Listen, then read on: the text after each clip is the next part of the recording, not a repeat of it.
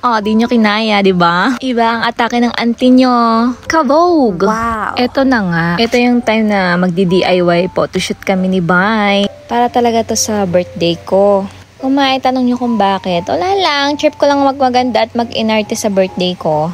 Since once in a year lang naman tayo nagbe-birthday, I always try mine to make more extra special. Dahil DIY nga ito, syempre sariling sikap yan. From hair and makeup, my outfit, and of course, the theme of my birthday. Actually, last year nakapag-photoshoot na din ako with video pa nga eh. Syempre, professional photographer yon.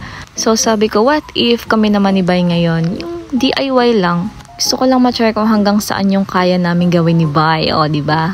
Dalawa lang talaga kami niyan. Syempre, ako lahat nagme-makeup. Si Bay nagsiset up ng mga gamit. O, baka akalain nyo pro ako sa pagme-makeup ha? No. Tamang nood lang din talaga ako sa TikTok at saka YouTube makeup tutorials.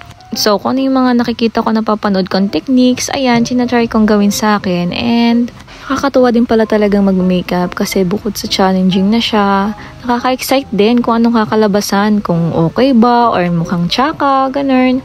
Pero so far naman, I'm so happy and satisfied naman sa look na kinalabasan ko.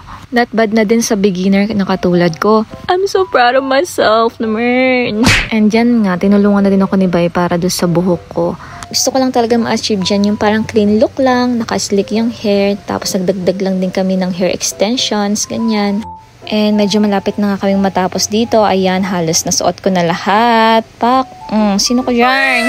Hala, perfect naman ang makeup mo, girl. I'm so proud of you. Yung place nga pala namin dyan is hotel. Nag-book lang din kami ni Bay sa hotel for one night. Para naman syempre medyo maganda-ganda at saka maluwag yung place at venue namin. Syempre para maayos din yung photoshoot. Medyo maganda-ganda naman kahit papano yung background. Syempre hindi mawawala yung struggle is real. Huy, sariling sikap ka dyan, ante. Sige, magbuhat ka ng mga lightning and camera. Ginusto mo yan, diba? DIY pa more. Sige, nag-iinarte pa. Nasisira na yung mga makeup tsaka yung mga kalorete. Oo, sige, ang kulit-kulit. Hindi din pala talaga madali yung DIY, lalo na kung dadalawa lang kayo. Ay, for the pagod din siya actually, pero masaya. Kakayanin para lamang sa kaartihan. Huy!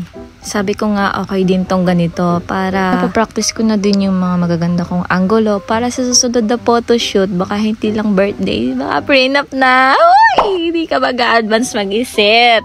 Wala pa nga proposal eh. Pero malay nyo na lang, magulat na lang kayo. Ay, sunod na nito is yung prenup. Ay! Wow! O diba parang nangyari? Parang naging beauty ko naman ako dito sa part na to. Ang gusto ko lang talaga sana sa look na to is yung parang body look lang na more bolder, more fiercer, ganun. Kaya sinipo na nga si ante.